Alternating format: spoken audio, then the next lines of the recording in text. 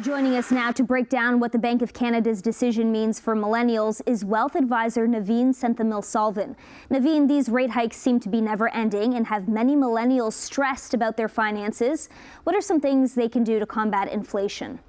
Well, despite them feeling the stress and anxiety, 61% of millennials are ready to reset and refresh their finances, and 55% feel hopeful in 2023.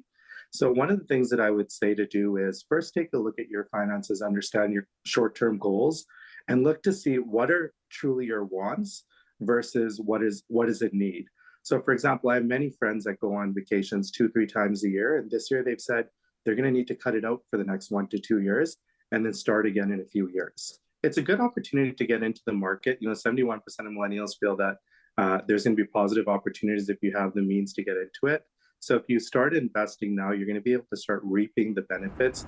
You want to make sure that your investments over time can stay above inflation. And this is a good opportunity to enter and be able to combat that. If millennials want to financially reset this year, what should they do?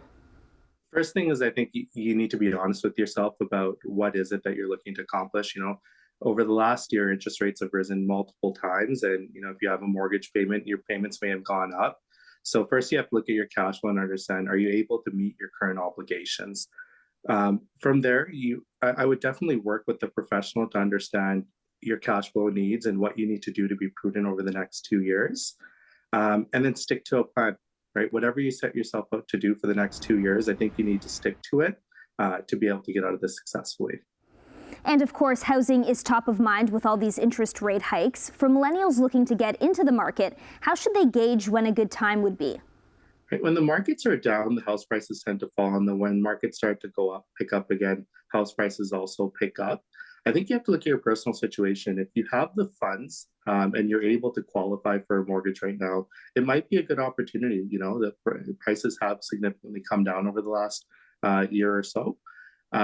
However, if you don't have the funds or you don't think you can make the monthly cash flow payment for your mortgage, I would then say wait, right? As inflation tapers off, you'll expect to see interest rates start to cool down as well. And at that point, you might be able to afford a little bit more and buy the house that suits your needs. The last thing you want to do is, buy a house now because the prices have gone down, but the payments are so high that you can't afford it on a month-to-month basis. So I think it's extremely important to look at the payments. Anticipate that potentially your payments might still slightly go up for the foreseeable future. And can you weather that storm over the next 1 to 2 years? And if you can, it's a good time to buy. If you can't, there's nothing wrong with that. As interest rates start to come down and you're ready to jump in, that could be a good opportunity for you. Thanks so much for joining us, Naveen.